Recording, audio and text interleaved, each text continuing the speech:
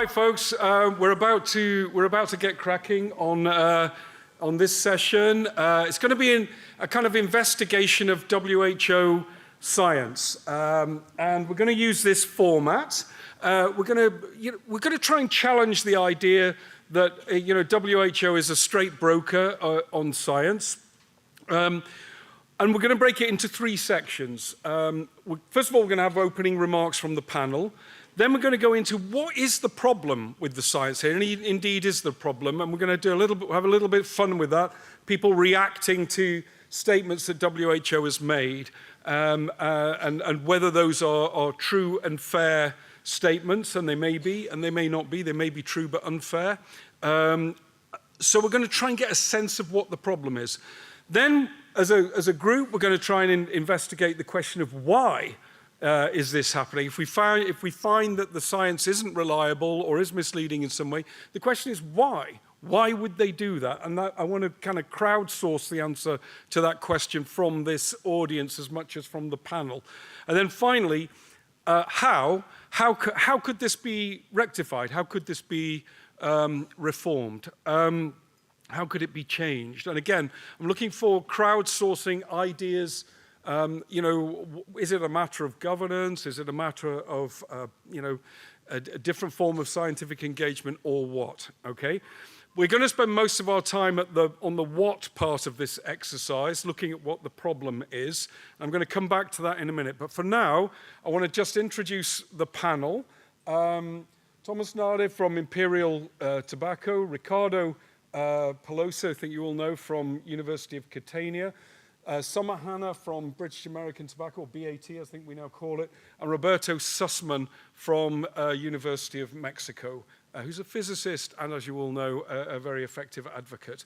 So this is going to be our scientific panel, but it needs to have a high audience involvement in this, because we found in the past that we get the best results when we bring the audience in. So first thing we're going to do is we're going to take some opening remarks on the subject that we are dealing with. We're evaluating WHO tobacco harm reduction science. And I'm going to call first for Thomas to give us his sort of opening thoughts. You'll need to pick up a mic, and then we'll go through the panel, and then we'll get on to the what is really going on section of this session. Let's go. Thank you, Clive. So first of all, welcome on a Friday afternoon. So I'm pretty happy to see so many faces here. And actually, Clive, conscious we are on a Friday afternoon, let's bring in some energy and let's celebrate some of the successes of the WHO, if I may say that, really, and bring in the energy. Actually, when I was asked and invited to this panel, actually, I was remembering a story that my mum once told me. And actually, she said, when I was a kid of about 8 years, I got absolutely obsessed about those circular scars literally everyone in the family had on their upper arm. Literally, everyone had them except me. Even my older brother, he had it, so it couldn't be a generation thing, I thought, as a kid. So I said, I was begging my parents to, how can I get that scar? I really want to get that, right? Have it. You have it, exactly. So everyone had it. So actually, my mom said, love, don't worry about that. I'm having 2 of them, so I'm wearing one for you because you won't probably get one. And she was right. So that was okay for me then. What I want to say with that is I didn't get one because, as we all know, 1980, the WHO declared the war on the smallpox epidemic to be won, and actually to have the end game on the war of smallpox epidemic and having the smallpox eradicated, right? So actually now, 45 years later, we're still talking tobacco control, and I'm emphasizing the control there rather than an eradication. And they are applying the same narrative of a war on nicotine use and a tobacco epidemic. So let's pause there for a moment, because smoking is not a communicable disease. It's a consumer behavior, right? So with that, that narrative of a war on a behavior is pretty misapplied, I believe. And I'm very conscious that it's actually like part of the urgency, right? And I understand that. But still, that is demonizing smoking, and it's actually stigmatizing people who smoke, right? And not only that, it is substantially limiting the options if you're using a narrative of eradication rather than control, right? So I believe we need way more consumer centricity, and we need to really understand the behavior of those people who smoke and really dig deep into that. And I'll leave it there for a moment, because I was very conscious that Clive wanted us to have very short statements for the beginning. So over to you. The guardian of the audience here. Short statements, please. I'm glad you started with the smallpox vaccine, so there will be no overlap. By the way, I'm very honored to be part of this panel. It's me. That's really bad. Shush. Any resemblance with talking. amateur hour is purely coincidental here. Okay. No, I'm very happy to be part of this panel, also because it was just about time that we scrutinized why WHO in relation to a specific topic of tobacco harm reduction, because it's not true that WHO is doing everything wrong. There are things they're doing wrong and things they're doing in the correct way. But in the Department of Tobacco Control, I think is doing particularly bad, in my opinion, and particularly in the way is producing misinterpreting science and creating misinformation. And let's be clear, unfortunately, most of the time, WHO is doing this on purpose. It's misleading actively. And how? It's very simple. They select references, they distort evidence, they go through tactful omission, and with only one single objective, in my opinion. The objective is to create their own science, a science that support the abstinence-only narrative and paradigm. And this has consequences. This is terrible consequences for millions of smokers that would otherwise switch to much less harmful product. And yes, in the clinical world, this would be called with a single name, negligence. Simple as that. In terms of why is this happening, I think we are going to get into this discussion extensively. I think it's a toxic mix of different things, in my opinion. There's not a single reason, but it's a combination. It's a deadly combination of institutional inertia. All these bureaucratic organizations just like to operate in their own settings, and they don't like changes. It's all about political convenience. It explains by itself, and this is it mainly. At the end of the day, WHO is stuck in an outdated paradigm which just supports abstinence only narrative. In conclusion, I think what is really needed is that we have a responsibility as scientists, as researchers, as public health advocates, to demand that the whole evidence, all the evidence should be subjected to rigorous appraisal and with transparency, and should be communicated with clarity and honesty. I have one here, but thank Oh, you. you have yours. Yeah. I like the direction that this is going, that we all thought about this a little bit differently as we were reflecting. As I was preparing for this, I was goofing around on my cell phone, and it had me thinking about technology and technology transformation in the last 20 years, and how 20 years ago I would have used T9 Word to text someone after 9 p.m. when the minutes were free. And there I was, scrolling aimlessly, looking at the whole world. And how, as technology transforms, it challenges our beliefs, our mindsets, and it affects our behaviors. And I believe that the WHO recognized that progress in technology transformation would eventually evolve to really change and transform smokers' lives. And that within that, harm reduction strategies would be the third leg of their approach, and that's why it's reflected in the FCTC. And that transformation and that openness to possibility, what it is it's the scientific mindset. And it's seeking new data, it's keeping an open mind to new information and a variety of possibilities that challenge your beliefs, and it's actively participating in open exchange on those ideas.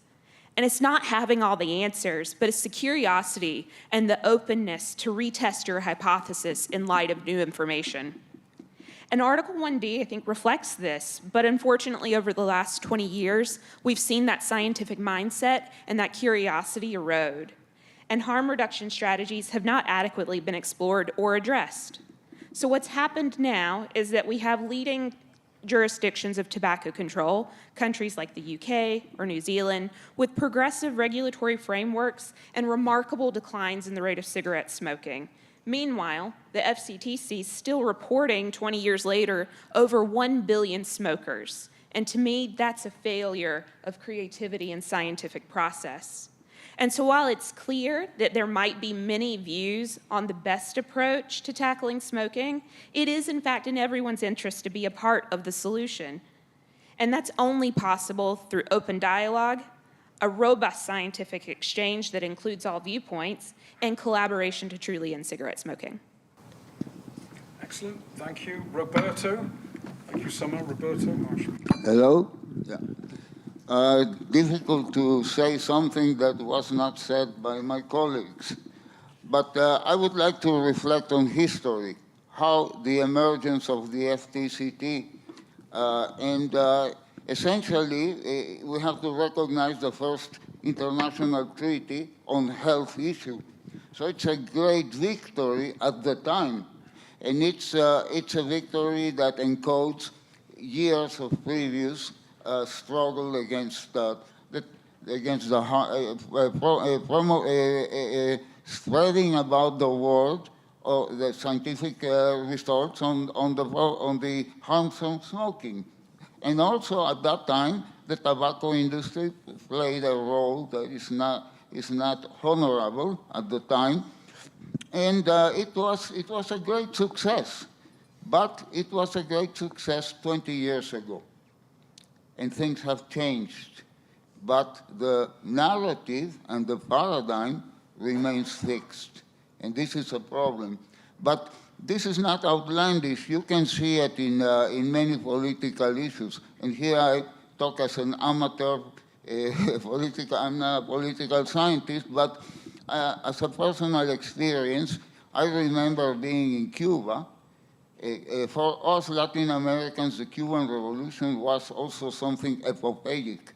It was a small country defeating American imperialism, etc. I know that on time we have this narrative is also criticized. But at the time, I remember even as a student really believing about the Cuban Revolution. And I'm talking about the 1980s. Now, I am in Cuba as a visiting professor in 2008, and I hear the same narrative. You know, we defeated the Americans' imperialism, but at the same time, I see how the Cubans live in poverty and in oppression. So we have something similar in the case of the WHO.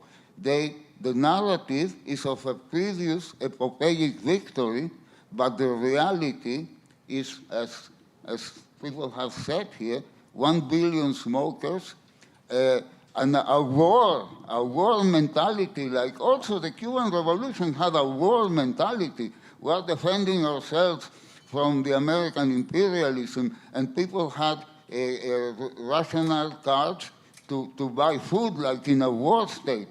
So here again, it's a war against the industry. The COP meetings are closed because the industry might put some molds there and so disrupt the whole thing that we are doing. So it is a parallel situation. It is a narrative, an old narrative, and a reality that completely denies that narrative, and a technocracy that resists the change. And in this resistance that is becoming more and more aggressive, what I fear is the insecurity of this technocracy. And my hope is that the market, the increasing market of these products, in spite of all this information, the market is growing. And there will come a point that things will have to change. And that will include also the WHO. I'm just going to say, I wasn't going to actually make any introductory remarks, but I wanted to pick up something Roberto said, which I do think the narrative has changed. I was involved in 1999 to 2003 as an NGO in the early days of the FCTC and WHO's engagement in this with Derek. And there really was a laser focus on health. It was like, how do we deal with the problem of smoking? Because that is the generator of disease and death. You know, we were talking at the time about 1 billion deaths worldwide. What can we do about that? How do we generalize good policy around the world? Now, I feel, and this is testable with this audience, I feel it's become a vehicle for resisting innovation. You know, there's been innovation that solves this problem or addresses this problem partially in a way that is unwelcome to many of the participants in this debate through, you know, reduced risk technologies, smokeless tobacco products, and through policies that basically enable consumers to make these decisions themselves in a relatively lightly regulated market focused on consumer protection rather than behavior change. That has been unwelcome, and there has been a massive rearguard action against that. And that is now the preoccupation of the delegates, that type of innovation and the companies that are behind it. And I think that's a terrible shame. I think it's squandering an amazing opportunity. It's not inconsistent with the goal of smoking cessation and prevention of uptake. It's an additional third strategy for which there is a very strong scientific evidence base, of which WHO is basically in denial. And I'm going to say that by way of introduction to our next section, because we're going to have a little bit of fun here. We're going to try to terrorize our panel, because I have extracted over the weekend 37 statements from WHO, from their e-cig fact sheet and their World No Tobacco Days and their 100 reasons to quit. And we now have the 37 statements that we're going to respond to, because we can't talk about WHO and science unless we're specific about what they're saying. We can't just talk in generalities about this. So this little tureen of terror here, the panel members are going to select a number between 1 and 37 out of this. Then we'll call the number up, and the panel member who picks the number is going to respond. And you know, if you like their response, you can applaud or whatever, or we'll call to the audience for assistance or other panel members or whatever. Okay. So it'll probably be a total disaster, but let's give it a try anyway, shall we? Okay? So who wants to go first? Is there any bingo prize? It's like there's going to be bingo prizes, there's going to be everything. There's going to be, who's going to go first? All right, I'm going to choose someone. Ricardo, go. All right, call out a number. Oh, what's the number? Quick. Sorry, he's drawing one and giving it me. 7. Tech team, give us quote number 7, please.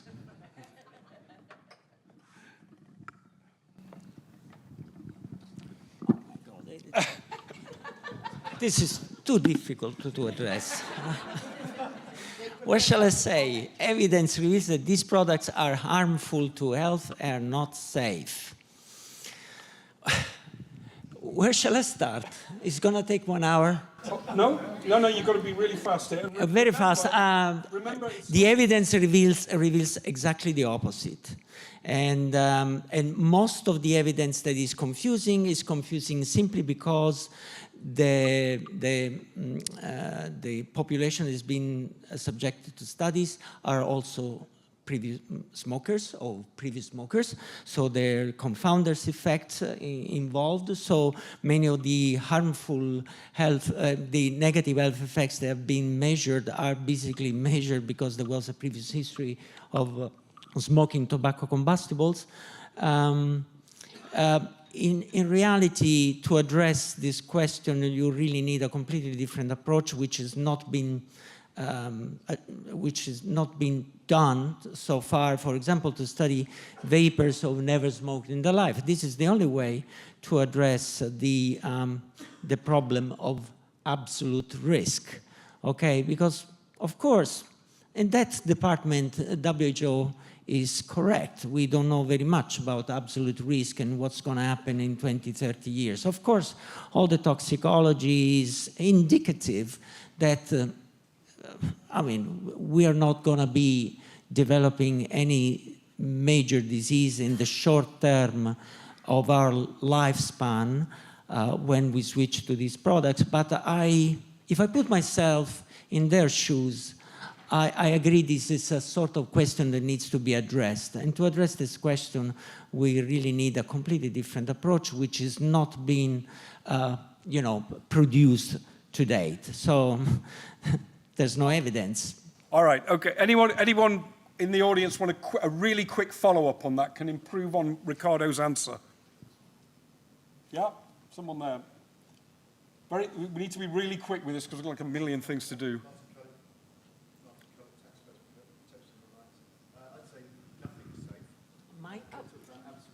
Can we get the mic on, please, folks? Hello. Yeah. Yeah, I'd say nothing is safe, and they're talking about absolute risk instead of relative risk. Yeah, I think this is one of those cases where this statement is maybe technically correct but misleading, because what matters is how harmful and how safe or unsafe compared to the other risks that people bear, either as smokers or in society in general. We don't have a zero risk appetite. And the evidence suggests that these products are much less harmful than smoking and not particularly harmful in absolute terms. And that is a more accurate and fair way of expressing relative risk. Let's go to the next one. Okay, come on. Speed it up, guys. This is the raffle no one wants to win, to be clear. 27. Tech team, give us 27, please.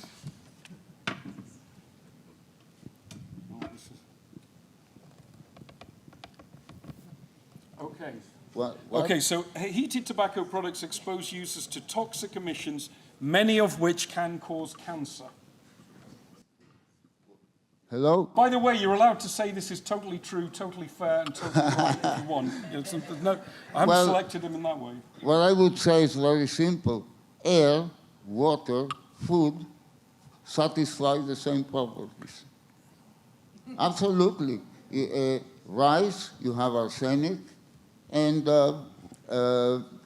many air, for example, all carcinogens like metal. Metals don't come from another galaxy. They are natural elements, and the way this statement is produced without any reference to a standard, to a comparison, as was said by Ricardo and also by Clive, it's nonsense.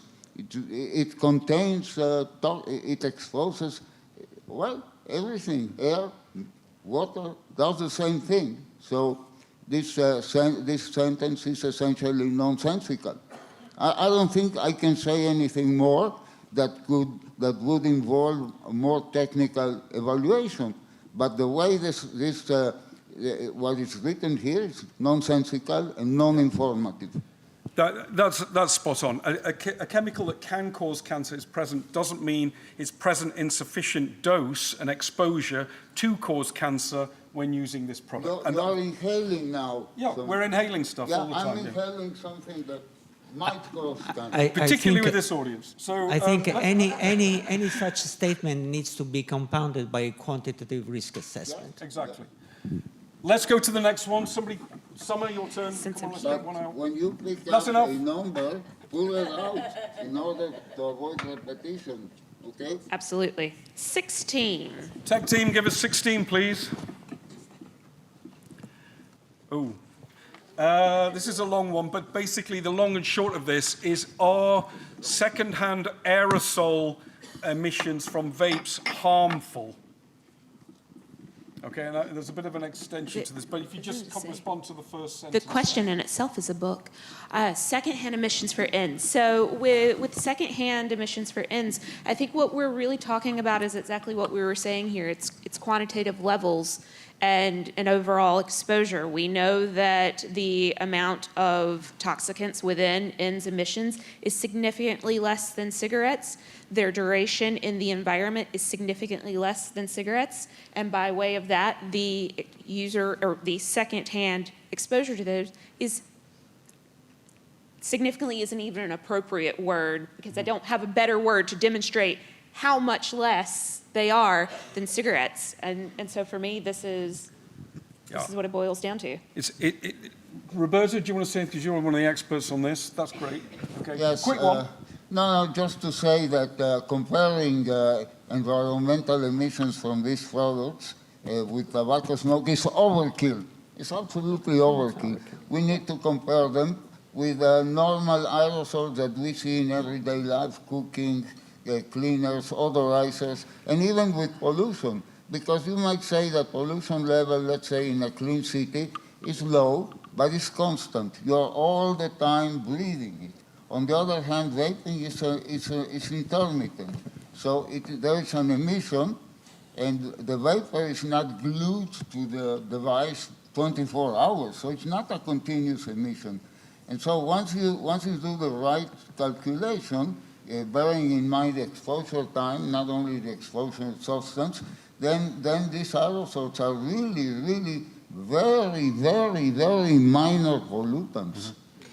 And I think I saw one study where it suggested like 5 orders of magnitude lower risk from vape aerosol compared to cigarette smoke. And that there is also reason for that. The main toxicological risk in passive smoking from tobacco combustibles comes from side stream smoke, which doesn't exist in vaping. Okay.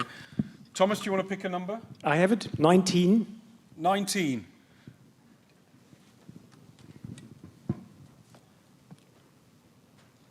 Do you want to read it out? Okay, so the question here, this is essentially WHO recommending the ban on the sale of e-cigarettes and strengthen the ban, continue monitoring, surveillance, support. It's not a scientific statement, it's a policy statement. So how do you feel about WHO recommending bans on the sale of e-cigarettes? Yeah, it's pretty interesting that the WHO is making a recommendation here on the ban of the sale of e-cigarettes. And again, I think it comes back to their narrative on actually eradicating nicotine use and actually the war on smoking and tobacco use. And I think we see it here very clearly. Then they are talking about surveillance to support public health. They are not even considering e-cigarettes as a part of a tobacco control measure there. So I think that something seems to be missing here.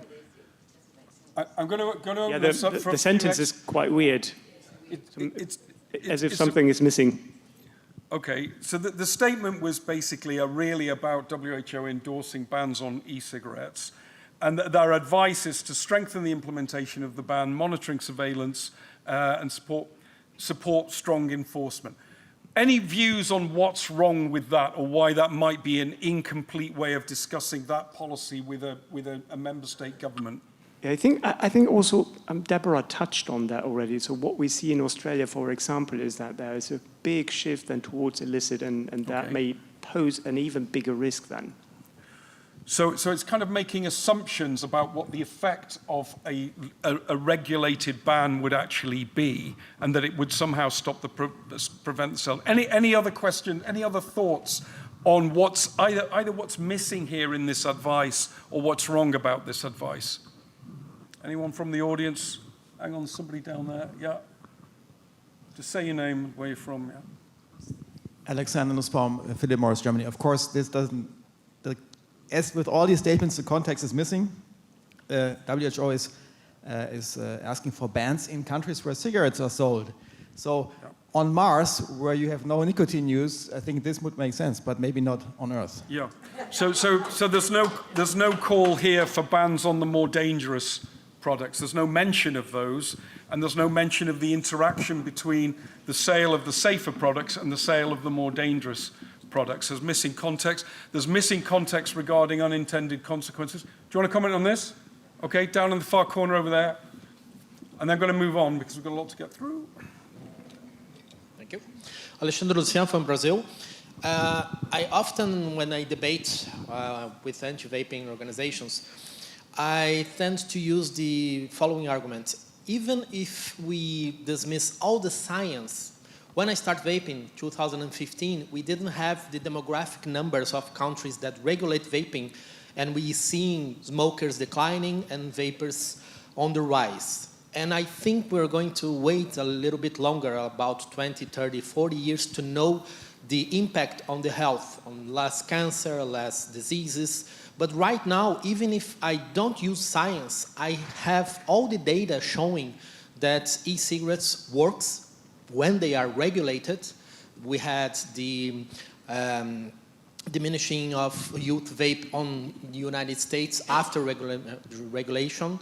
So even if we don't count science, the numbers on the society, the real numbers of people stop smoking, it's a gateway out of smoking and not in. So banning the sales of cigarettes, you are increasing the sales of cigarettes, and of course, you are increasing the black market. Yeah, and again, that's not mentioned here. I mean, we know, Roberto, from Mexico, that we see, there's a constitutional level ban here, okay? But it hasn't stopped the e-cigarette trade at all. People still want these products, so we see the cartels getting involved. Do you want to say a few words about that? Yes, the prohibition, if you want to know details about that, is in my Substack, but it is enshrined in the Constitution. However, if you land in Mexico, you wouldn't notice that because vapes are everywhere. The gray market has been weakened. The former market that existed, that was sort of self-regulated, is weakened, but it's still existing. And there is an enormous distribution, a huge distribution by the cartels. But when you say cartels, it's not a monolith. There are many cartels of different sizes, and the type of market is different. Like the cartels mostly sell to lower class, middle lower class, and typically young people, and they are cheap disposables. And the market exists. If you land in Mexico, you wouldn't know that it is in the Constitution. And this is a complete proof of the failure of a prohibition. And that was what I was reflecting on within this, is the piece around strong enforcement. I saw a piece of research this week that indicated that it was a piece from Euromonitor that they believed that approximately 80% of the global vapor market was illicit. Wow. Yeah, Okay. and I was floored that it was roughly 35% in Europe, but worldwide approximately 80%. And what that says to me is that the assumption that enforcement is going to be, like, it's inconsistent regulation and a lack of enforcement that's driven a lot of the problems and a lot of the bad examples in the list of 37 in this wheel of death that we're on right now.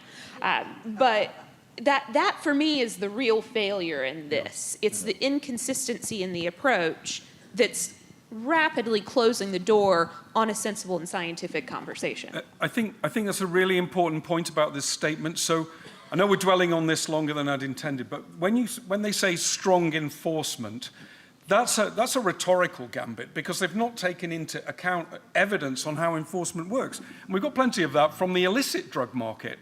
You know, I mean, people are trying to solve problems with a strategy that doesn't work. Doesn't work in Australia, doesn't work in the United States, doesn't work for cannabis. If you take cannabis use in the United States, it's been around 20% at 12th grade for about the past 25 years.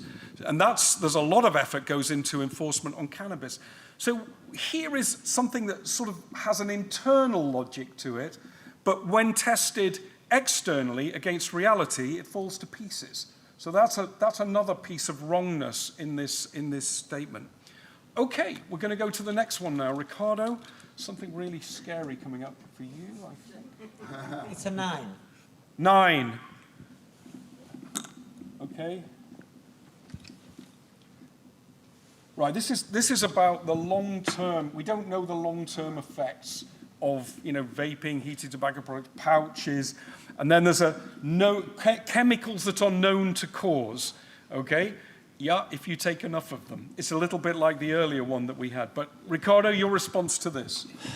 Yeah, it's similar to the previous one, and basically there is an assumption here that some of these substances are causing cancer, when we know, again, if we refer to quantitative risk assessment, that there's no real reason to fear for cancer in that case. However, I still believe that there are unknown unknowns that needs to be addressed. But this is part of a different approach, which is long-term, to vapors never smoked. So again, we are talking about relative risk and absolute risk. The reason why I'm all in for absolute risk is because I believe that in 20 years there will be no more cigarettes and no more smokers, more or less, in westernized countries at least.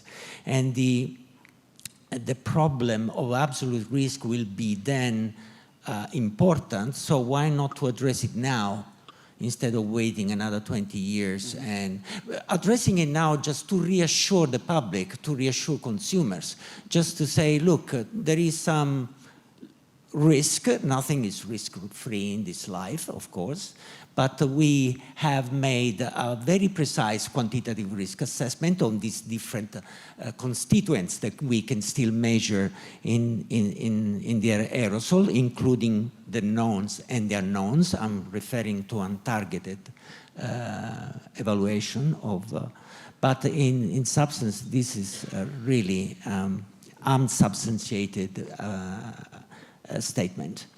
And before we move on from this, and reflecting also on the WHO science machine, we think a lot about FCTC, but we also should think about the other specialist agencies within the WHO that develop scientific insights for their use.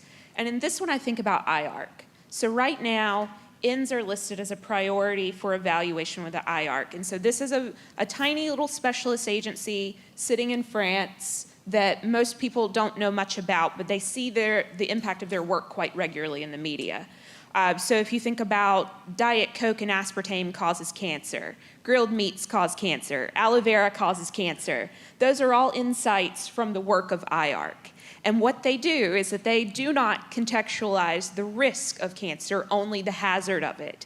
And so the utilization of science in these specialist agencies, uncontextualized, but with wildly outsized media and public influence, is also a huge threat to the category and to the public health opportunity within this. And so while we spend a lot of time thinking about these kinds of things like quantitative risk assessment and looking at it, I think, through a very technically appropriate lens, I think it's also appropriate to step out of that and bigger into the other pieces of the WHO infrastructure that are also conducting science that's not risk contextualized. Yeah, I mean, I think there's a disgraceful sleight of hand in this statement, because they talk about substances, some of which are known to cause cancer or heart disease, lung disorders, in other contexts, not in the context of being used in an e-cigarette here. And I'm glad someone raised it, because there's a distinction here between hazard and risk. A hazardous substance is a substance with the potential to cause a risk if the exposure is great enough. Okay, and they've lost that nuance here, quite deliberately, I'm sure, to try to link the second clause in the sentence, the cause cancer and heart disease and lung disorders, to the doubt expressed in the first part of the statement here, because we don't know long-term effects. In fact, we know an awful lot about these products right now from biomarker studies and from understanding the toxicology of the emissions, and that's what gives most of us, who pay attention to the science, confidence that these products pose at best a small fraction of the risk of smoking. All right, who's going to go next? Or do you want to say more about this? Can I just say, excuse me, Just very quickly that long-term risks, we model them. It is normal in science to do modeling and forecasting. Climate change, we know it's real, but there are many models. And the fact that we don't know exactly what will the temperature be in 50 years doesn't mean we have to keep the status quo. yeah. Any new drug that enters the market has long-term effect, unknown long-term effects as well. I just wanted to point out a little thing. It indicates toxicants in the slide, but there's something of a worrying development recently. Even nicotine is being associated with the risk of cancer. And I've been seeing a proliferation of papers, mostly review or editorial papers stating that nicotine is a promoter, cancer promoter. And this is an area that really deserves a lot of attention and a lot of pushback, in my opinion, from the scientists of tobacco harm reduction. Okay, Thomas? I think, Clive, as we're trying to build bridges here, right, and not burn them further, I think there is at least a call for everyone in the community to think around how can we help and address that first half of the sentence on the long-term health risk. Okay. And what do we need to do? What is actually the evidence that we want and need to create to be acknowledged by the WHO? One of the interesting things about that sentence is there's an implicit demand there for certainty, you know, that you have to know what the long-term risks are. And as I think as Ricardo just said, you know, we make a lot of decisions in conditions of uncertainty. Almost every policy decision taken by any government anywhere has uncertainty built into it because we don't know the effects of things. We don't know what's going to happen in the future, climate change, for example. We don't know what's going to happen in the security environment. We don't know what, you know, President Putin or Trump are planning next, but we still have to do things. And therefore, there's a sort of unreasonable call in that, implicit in that statement, that we should know everything before we can do anything, and that's not true. And also, we don't necessarily need to know what's the long-term outlook if we know enough already, like the toxicology, like what's in the emissions and so on. We can project forward based on what we know, you know, about these things. Let's have a quick comment here, and then we'll move on to the next one. Anyone got a mic? Judy. Thank you. Judy Gibson. Just to say, because it was suggesting, often where they talk about generating emissions, we have found, and I'm sure everybody here has seen it, where this has actually been concluded, the methodology in itself is completely flawed on the basis that poor little mice have been subjected for hours and hours and hours of, and moreover, the actual power, which would, if you were a vapor and actually use that amount of power, you would immediately stop and say, this is disgusting. And I just think it's a point that's very often a problem. So that's a good point, that many of the studies that purport to show a risk are based in unrealistic conditions that would never be experienced by human beings. All right, let's go to the next one. Clive, I want to move on. I think that Thomas raised a very interesting point. I'm sorry that I have to interrupt you. Carry on. The one of investigating long-term effects in a different way. For example, looking for early indicators of changes in our biology that they are predictive of diseases. But they can be the predictive of also diseases that we don't even know. Who's saying that an electronic cigarette in 20, 30 years will cause COPD? I'm not convinced. COPD is caused by tobacco cigarettes.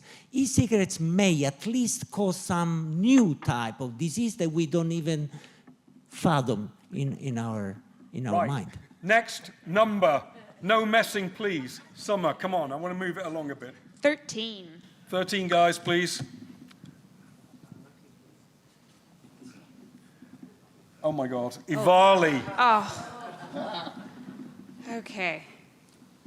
I mean, where do I even start with this? Okay. I mean, it was quite, I mean, I know where I start, but I mean, it was quite clear that in this instance, it was not nicotine-based vapes that contributed to this. It is, in my view, a convenient fear-mongering analogy for something that was an illicit product and not properly stewarded. Yeah.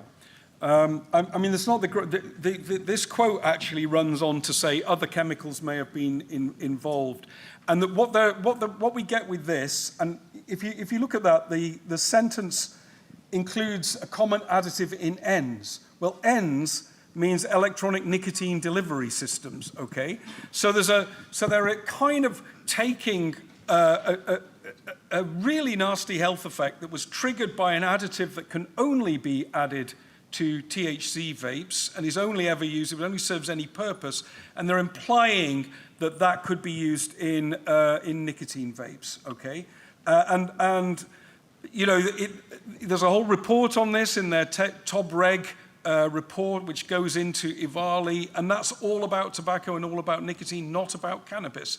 So what they've been trying to do here is link this disease, link this terrible outbreak that we had in the US that was caused by an additive or an adulterant in THC back to e-cigs. Any more thoughts on the Ivali issue? Not on the Ivali issue, but I think on this statement explicitly, I think it's, because you were asking, is it true and fair? I think at least it's fairly balanced. I think they have even worse statements there. I think that there was one before that. I don't know if it was 10 or 12 or 12 or 11. I don't know which of those. But I think that was very, very colored into a very different direction. So I think in this regards, this is way more balanced. So there are examples of where it's I don't balanced. agree with you, Thomas. I think the only thing that would be true and fair to say here is that nicotine vaping was not implicated in Ivali and could not have been. Okay, yes. And that there's a very, very strong argument to make there that, you know, nothing was done to nicotine vapes and Ivali disappeared. We found the causative agent in THC vapes, and that was vitamin E acetate. Once that was removed, the problem basically went away. It could not have been anything to do with nicotine. And that's the true and fair statement to make here, not a balanced statement like it might have been or it might not have been, because that's a merchant of doubt statement. Yes. I would like to tell an anecdote. I was interviewed by CNN in Spanish when it was already known that it was THC, vitamin E. And the interview, I was basically lynched. There are barrage of, this, and the head of the American Lung Association said this and that, and all these youngsters. And then at the end, the only thing I could say to defend myself from this barrage was, why not in Mexico? Why not in Nigeria? Why not in Norway? Why didn't it happen there? If it is vaping, and these people vape there, people in all the countries, and they vape the same stuff, why it didn't happen there? Are American vapers magic, or they have some special issues in their bodies? That's the old thing, all I can say, but the interviewer was quiet. Yeah. Because that's the point. If it was related to nicotine, it should have happened everywhere where the nicotine vaping was going on. And let me just say one thing about this. I didn't put it on the slide, but this is a statement in a fact sheet called Q&A, tobacco, e-cigarettes. So it's very much a discussion of tobacco and e-cigarettes and nicotine. It's not a discussion about cannabis. It's nothing to do with the cannabis parts of WHO's website, if they actually have one. All right, let's go on. Let's get another one in. Who's next? Okay. Your turn. Okay, Provenance. 5. 5. Probably something easy. Okay, so consumption of nicotine in children and adolescents has negative impacts on brain development, long-term consequences for brain development, learning and anxiety disorders. Okay, so this is the nicotine affecting children's brains story. Is there some truth in this? Is it misrepresented? Ricardo, you have a go at not Ricardo, Roberto, you have a go at this. Well, just look at major physicists of the 19th century and 20th century, Einstein, Schrödinger, Bohr, all of them smoked, and all of them started smoking at a young age. And evidently, we know from epidemiology of the 20th century that smoking is connected in a causal way with a host of diseases. But we don't see a connection with mental disorders. At the level, we have to think of how much smoking was prevalent, and smoking was a delivery of nicotine. But this delivery didn't, we have evidence that it produced a host of diseases. But we don't have any evidence that this evidence should be seen. So to answer this, it is an extraordinary claim, would require extraordinary evidence, and this evidence is zero. Okay. It's based on animals that have been gassed with nicotine mainly. Yeah, I mean, these are largely based on rodent studies. And one of the good responses to this was done by the 15 presidents of the SRNT, former presidents of the SRNT, who wrote a kind of essay about the controversy in this area. And what they pointed out is that we've had generations of young people who grew up as smokers, and we cannot find the signs of that kind of brain malfunction in them. That the evidence relies entirely on rodent studies, and that may not translate, that we shouldn't rule it out, and that we need to be vigilant, but you can't say anything definitive about it, and there's circumstantial evidence that there's nothing to it. Now, is that, therefore, a proportionate way of discussing the evidence in the same way that the 15 former presidents of the SRNT did? I don't think it is. I think that sounds very confident and very sure, and actually the evidential basis for that is extremely thin. Let's have another one. I'll pass this bowl down now at this point. Number 8. Number 8. Okay, well, I think we've dealt with this one already. I think so too. Do you want? Yeah, I feel like we have covered this. Well, I think we've covered this one. I'm sorry, there's a bit of duplication. Why don't you pull another one out somewhere? Oh, lucky me. Yeah. We've talked long term. 18. 18.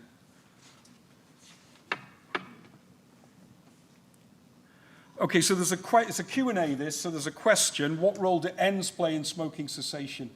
Not proven to be effective at the population level. The alarming evidence of adverse population effects is mounting. We may call for reinforcements on this one. Who wants to have a go at this?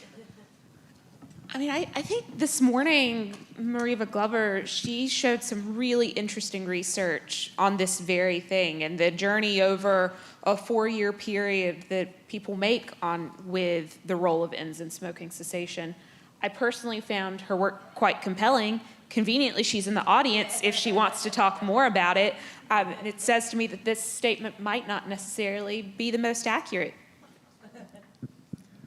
All right, we're going to go to the audience for this. I'm going to start with the exceptionally clever Ariel Celia, who's made a kind of career of studying this question. So we've got one of the world experts in the room here. So let's have your response to this. Sure. Yeah, Ariel Celia, Penny Associates. We consult for Juul. I have spent a lot of time looking at population-level trends with my colleagues at Penny. And not only us, but other researchers as well have found that the populations that experience the largest uptake in e-cigarettes have the fastest declines in smoking. And this is over and above what would have happened otherwise with smoking, which was already declining, but it declines faster among the groups, especially younger ages and different, however you slice up the populations. The ones that have higher uptake of ENDS have lower smoking rates. So this is completely false. Okay. There we go. Completely false, says world expert. Perhaps, Any other evidence? Ariel, perhaps it's true in the elderly population because the same study that you're citing and quoting is the Flo-Foxon study, right? When you show the effect on the age range above 55, basically there's no effect. Yeah. But if you then select the younger population, the decline in smoking prevalence so accelerated and is paralleled by the incline in vaping uptake. Right, and that's the corollary of what I was saying, is that the groups without any substantial e-cigarette uptake have stagnant smoking rates. And of course, we can't conclude causality with this, but if you look at the same pattern across different countries with different regulatory policies and different age groups, it all tells a consistent substitution story. And one of the great ironies here is that e-cigarettes are often cast as a youth issue, but they're probably having the greatest effect on the youngest users because that's where the greatest uptake has been and therefore the greatest displacement of smoking. What about other forms of evidence that inform this question? Not been proven to be effective for cessation. Any other types of evidence?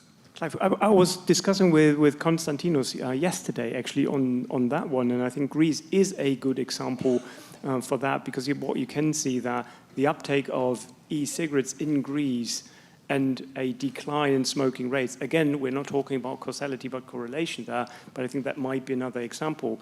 Interestingly, that they are combining here with some alarming evidence on other health effects, and I'm wondering how that should be related to the first half of the sentence. Okay. Let's go on to another one. So 15? What was that? 15? 15.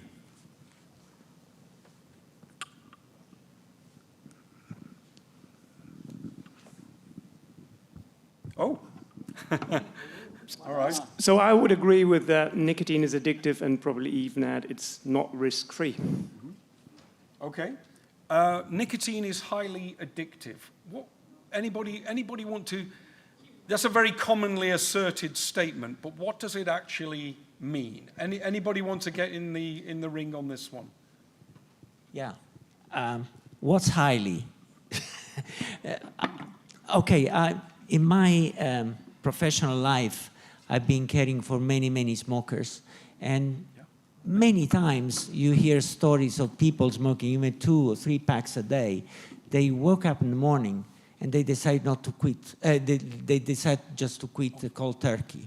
And they don't even suffer from withdrawal symptoms. So my point here is nicotine is addictive, but not in everybody. So our genetics makes the level of addiction different from one another. Okay. Yeah, there is a sort of mechanicistic understanding of nicotine, like there's a molecule, the molecule creeps up, goes into the brain, and takes control of your life. I'm simplifying, but it's a way of thinking of nicotine. It's not like that. Nicotine depends on the way it is administered, depends on doses, and there is individual variation. So it is, to say nicotine is highly addictive is similar to saying there are toxic substances. It is no comparison, no standard, no specific. It is just a bunch. And this is nicotine in the smoke that may be highly addictive. Okay. We're not even talking about nicotine per se. I want to get a comment from Lynn Dawkins. Lynn, stand up. Lynn Dawkins, Dawkins Analytics, Pinney Associates, who consult for Juul. Yeah, I was going to raise some of the points that have already been touched upon there. It's just more nuanced than this, and it really depends on how the nicotine is delivered, and in the form of cigarette smoke, yes, it's highly addictive, I would agree with that. But hardly anybody gets addicted to nicotine in the form of a patch, for example. And then there's also the issue of addiction versus dependence that, again, has been touched upon in previous sessions. This addictive is highly stigmatized. Addiction causes harm. Maybe we should be using the word dependence when we're not talking about addiction in relation to cigarette smoking. Lynn, before you sit down, because I want to interrogate you a bit more on this. Sit down and answer. You're drawing a distinction there between a definition of addiction, because one of the key issues here is, what does the word addiction actually mean? If you're going to use a language like that, what does it actually mean? And you're, I think, drawing a distinction between the word addiction, which is a kind of compulsive behavior with sort of large amount of collateral damage, with significant net harm, and dependence, which is just a compulsive behavior. Is that right? Do you want to expand on that and where that distinction comes from? Yeah, well, I was making 2 points, really. The first point was that it depends on the delivery mechanism. Yeah. The second point is this distinction between addiction and dependence. I think the Addicto vocab website is really one to go for this. Dependence, when you're talking about physical dependence, is highly linked to experiencing withdrawal symptoms when you stop. Addiction comes with that unique extra bit about causing harm. But that's not the way it's used in people in the general public. So we did some interviews with young people, and they would always use the word addiction. But I think it's the harm that's the key thing there that comes with the addiction definition. Okay, so there's a popular definition of it and a professional definition, and people in psychiatry, for example, no longer even use that term because of the loaded stigma and the vagueness of the definition. So we're seeing a health body here that's using language that's kind of the street, rather than being precise about the definition and precise about exactly what they mean by this and what the effect is in different contexts. That'd be a fair way of putting it. Yeah, and anybody in the general population looking at that would think addiction. Yeah. Good. Exactly. All right, let's move on then to next one. Who wants to pull one out now? Who's not done one for a while? 10.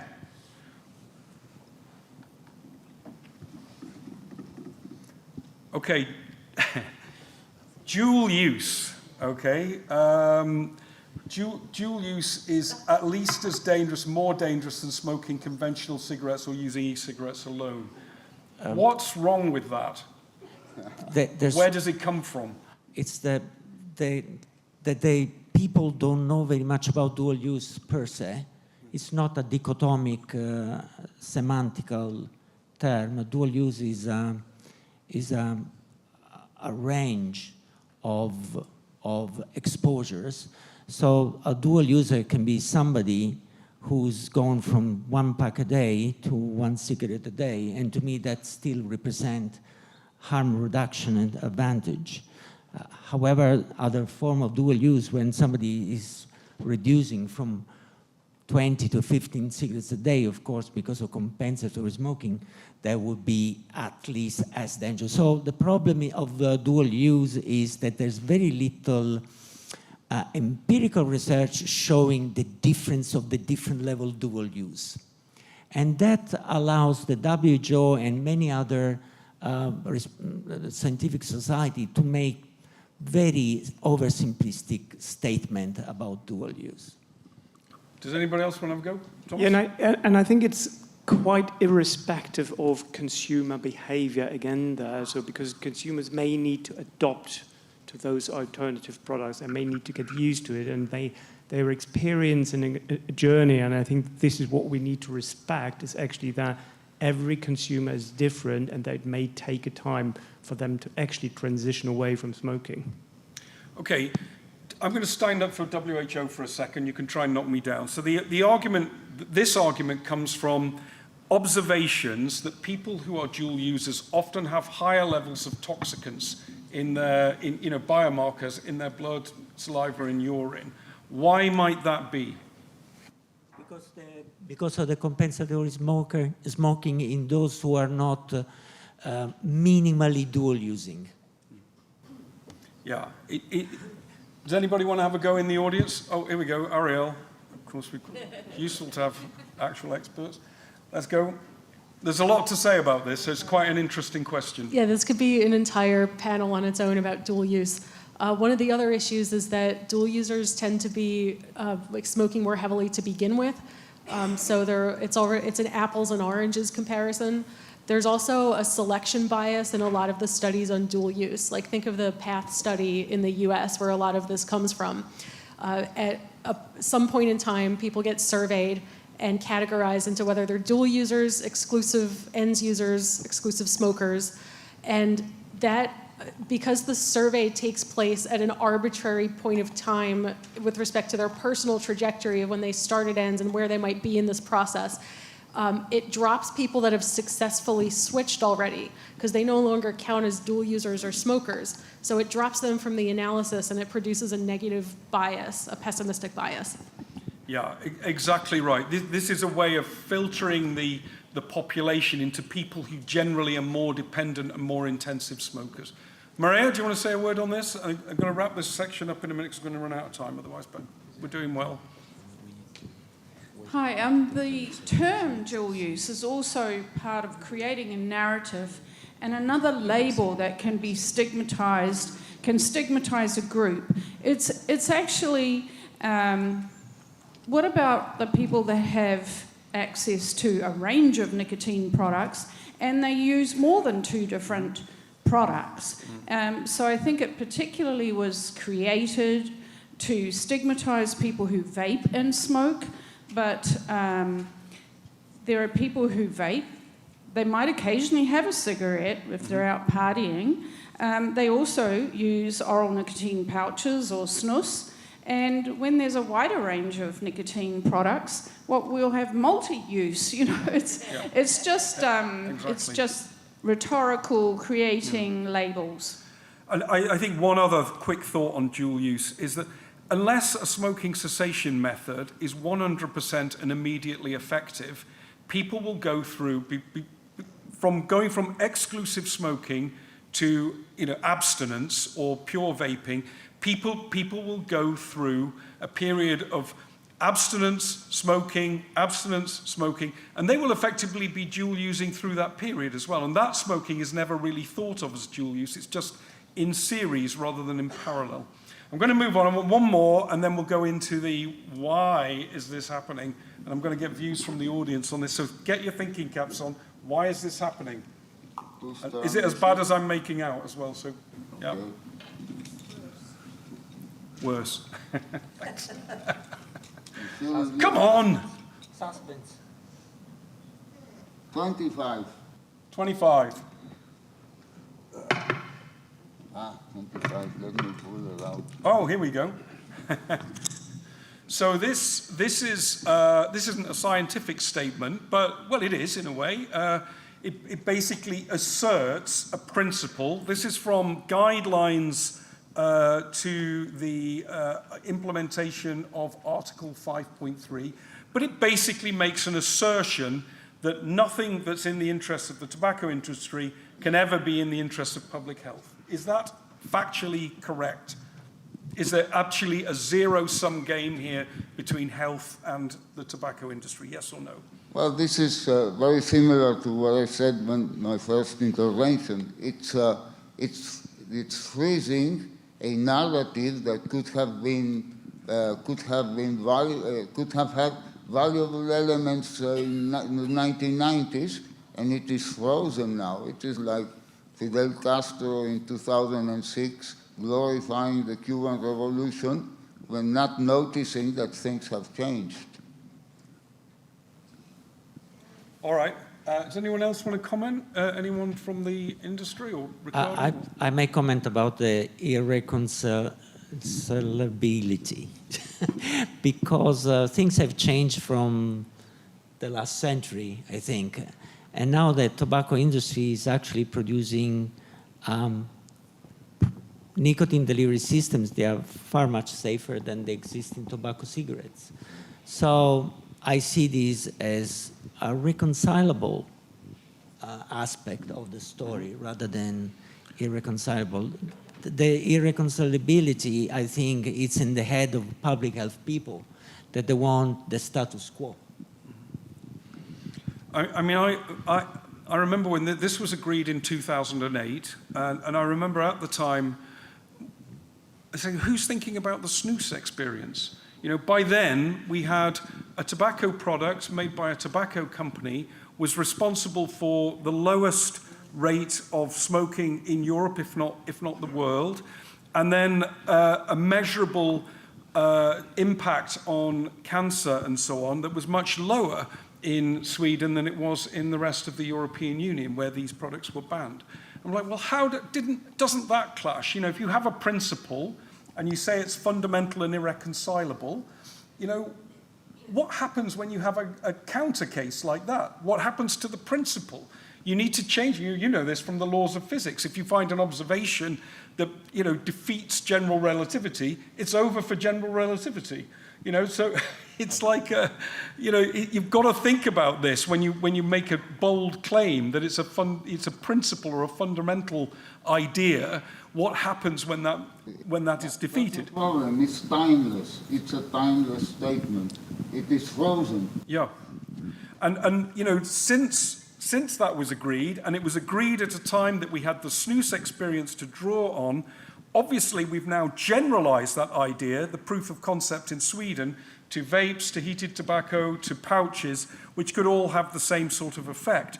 So now they're focused on maintaining the truth of that idea when actually it's defeated endlessly by, you know, for example, the points that you know, Ariel just raised, that you can pull the rate of smoking down by switching to, you know, smoke-free products. So, any more thoughts on this? Norbert, did you want to say something? Or, yep, there. Okay, down here, quickly. Needs to be really quick. Okay, you say something while he's getting the mic. H-Fact Asia, Hong Kong. I think this statement could actually be very, very accurate if you replace tobacco industry with FCTC. All right. That's a cheap shot. Okay. And I think this kind of dualistic statement can also be used to our advantage. We just need the tobacco industry to produce the contrary of what we want. Yeah. And they have to follow their own advice. Mm-hmm. But it's part of the combat narrative, war narrative. When you are in war, the enemy is bad. It is irreconcilable because it's the enemy. And so today, being more pragmatic, the industry should be part of the discussion. It cannot be excluded. And to keep this as a timeless, eternal, absolute thundering proposition is in the end self-defeating. Because also the industry is not the same.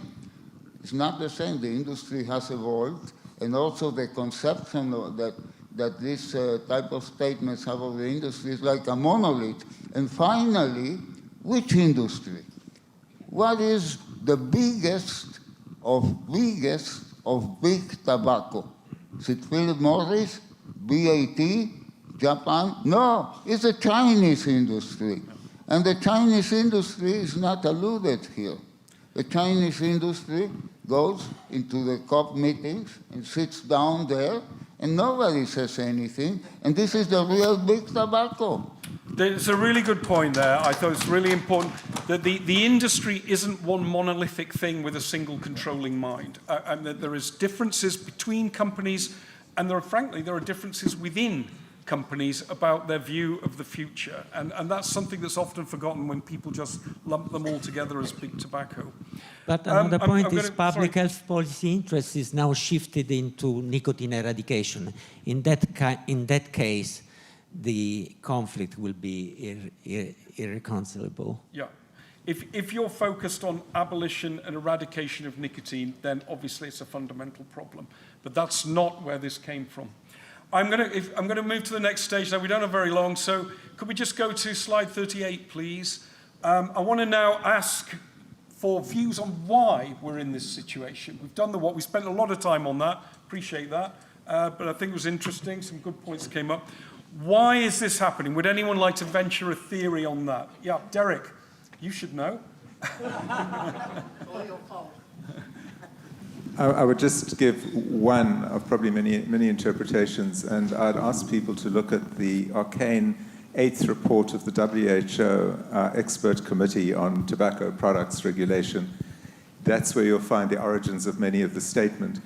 That is an expert report of WHO. It is supposed to be an independently written report by experts.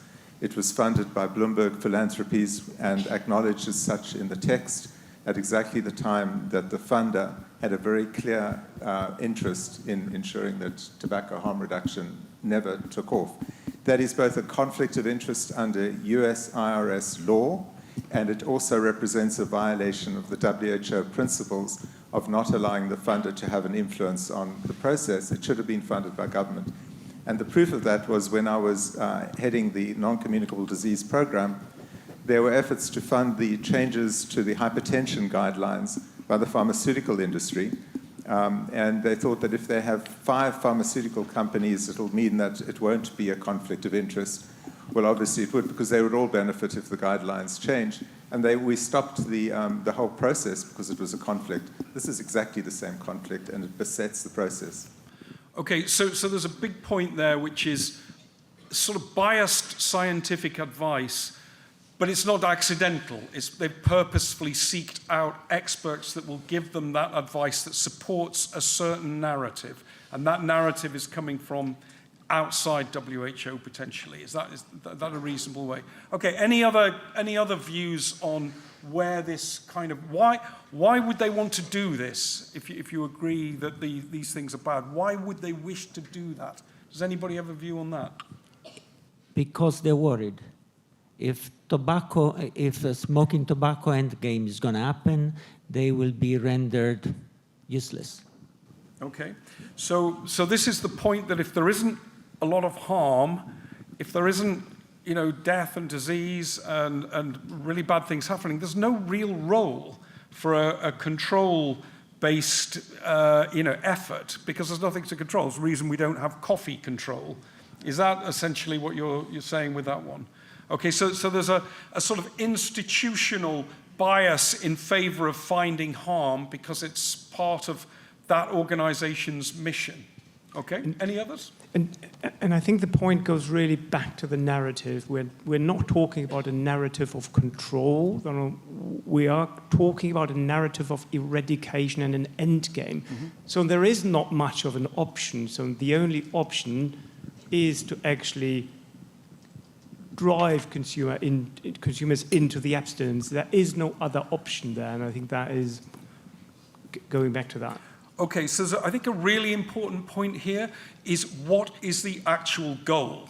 Now, it may not be explicit, it may be implicit, but if your goal is implicitly a nicotine-free society, you react to tobacco harm reduction differently than if your goal is to reduce disease and death at the greatest possible rate, and they are not the same goal. Any further thoughts on why, and also from the audience, please? One of the things that I reflect on a lot is I'm not confident how many of the people who are working in this space actually personally know any smokers. As smoking becomes less of a middle class or upper class phenomenon, the people who sit in learned institutions do not ever interact with these people in their personal lives. And so they become an abstract entity in the same way that the tobacco industry becomes a monolith. The smoker also becomes a monolith in this. I think this is such an important point. And I think there's a kind of lack of empathy with the people who are at greatest risk here, partly for years of demonizing and stigmatizing, the fact that stigma and denormalization is a tactic in tobacco control, the fact that there are origins of tobacco control in non-smokers' rights movement, like get your smoke out of my face kind of thing, and a sort of visceral disgust about people who smoke in some quarters, and not meeting those people and not conceptualizing them as real human lives of people with tough lives often and big struggles has allowed them to be cast in an abstract and dehumanized way. And I think that's quite an important part of this. Any other thoughts from there? There was one there. Microphone? Yes. In Brazil, often I debate with anti-vaping organizations, and less frequently than I wanted, because sometimes they can't argument with the science, they have to attack me in person and etc. and paying by big tobacco, etc. But I often think if they are being paying and they know the science, they know they are wrong and they're being paid to say otherwise, but sometimes I really think they believe. Yeah. They are working this for several years, decades often, and then, for example, in Brazil, big shot in anti-vaping organizations said that when you switch from smoking to vaping, you are not stop smoking. It's still smoking. And it seems they believe in that. And maybe 30, 40 years in the work of this field, maybe they believe that. I think this is a really important point. And I think it's important to think, remember, most people, including in WHO, including in the industry, do not get up, go to work and say, I'm going to tell lies all day. What they mainly do is form a set of beliefs that are reinforced by the influences around them. And one of the reasons why there's so much exclusion of people who are interested in tobacco harm reduction and exclusion of consumers from the FCTC is they don't want these dissonant views in the room, because that kind of breaks the bubble of thinking. But I think most people are trying to be honest and have formed a view that is reinforced by everything around them. So, but it doesn't mean it's not an excuse. As a professional, you have to get out of the bubble and listen to other points of view, otherwise you're going to miss things. But then there is a Spanish saying that all you need is to pierce a little hole in a sardine can to get the whole thing rotten. And in this, I'm not, maybe some people that are running the WHO really know that all these things we are saying are wrong, but to admit that is the hole in the sardine can. They are afraid because rigid systems, once they start to be reformed, they become unstable. We see the Soviet Union. And I think that there is a fear that recognizing that they are wrong in science and in many other assumptions could lead to instability of the whole enterprise. This happens in very rigid governments and structures. Right, I'm going to wind this section up now. I've deliberately compressed the last two to the end to give us lots of time to discuss the what. And I want to just get to the how. What should happen? I'm going to ask each of the panel to give me a view on the kind of things that could put this right. What could change? What would change things? Not necessarily things that we could do, but what would change the way WHO and the kind of satellite organizations and the hive around WHO approach these issues. So who wants to go first? Ricardo, why don't you go first? I truly believe that a reform in science is necessary. And this is the only way we can have a balanced discussion. If they start to understand what we understand, maybe things will change. Okay. Thomas. Yeah, I think there's actually a couple of things we might want to consider. First of all, address the consumer in the science, right? And try to really address the consumer behavior. So let's understand what is actually missing, right? If we think of, can we really tap into the real world data and the real world evidence even more? Can we tap into epidemiology even more? Really understanding what is missing there. So is there something that we can actually address? And maybe, because I think this is coming up so much that they are really talking about the absolute risk, maybe we can try and shift our views in that and talking about the epidemiology and trying to really understand and find those biomarkers of early indicators of health impact risk and really trying to identify those and come up with the according evidence. So you think evidence might work? Okay. I'm believing that. I'm a believer in evidence and data. Yeah. That's good. Okay. No. Okay. So let's get a comment from Summer on this. I agree that evidence is critical, but we have to consider all of it, and the sources that it comes from all have to be included. So, as one of the industry representatives up here, I have to say that the inclusion of industry evidence in the scientific assessment is also critical. Okay. Roberto, then I'm going to go to the audience. Get you thinking. Markets, markets, markets. This is what is going to change. Because I see it in Mexico, prohibition, top level, price from the WHO, we see the market increasing. Market increasing is everywhere. And it is a gradual process. Let's think in 10 years, when, for example, take Mexico, now we have between 3 and 4 million consumers. What will happen when we have 20 million consumers? And put this in all the countries, because consumption goes on. We already know why. There is supply, illegal, semi-legal, etc. And also, as the market grows, the same illegal market will diversify. This is my view. There will come a point when the markets will make the switch. We don't know how exactly, but I think this is because I don't think they, once this very rigid structure, they really don't care about the evidence. How much evidence we have shown them, etc. But the markets will, and also, finally, the sleeping giant, China. China manufactures it. At one point, they will see that there is a huge market of more than 1 billion people that can consume these products. And this might change also. So I think the answer is markets. I think that's a really, really important observation. We have to remember that this is happening anyway. This doesn't matter what's being said in Geneva. It doesn't matter what's being done with regulation. People are adopting these products as nicotine users in their own interest, at their own expense, on their own initiative, through markets, increasingly, unfortunately, illicit markets. And then you then get back to, well, what's WHO's role in this? If it's becoming irrelevant because these processes are just leaving it behind, what is it there to do?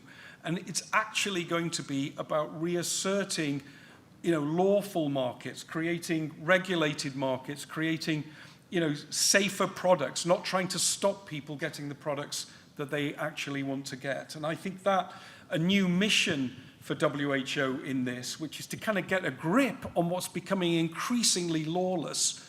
And we've got the poster child of this in Australia, where everything has gone wrong, and yet you have the strongest regulation, you have the most muscular regulators, you have tough guy policemen everywhere, and it's still a total mess. Okay, so how do you reestablish control like that, get a grip again? And I think that's part of the solution here. Backed by evidence. I'd add one further thing. We're not going to have time to go to the audience. One further thing. Consumers have got to tell their stories. We've got to get the empathy back in. As Summer raised this, get the empathy, get the human stories back in play, because that moves in a different part of the political brain. That helps to get people interested, and then you can follow up with strategic reasoning, the studies, the odds ratios, the randomized controlled trials and everything. You've got to get people interested in the human story first, and that's where we need to start.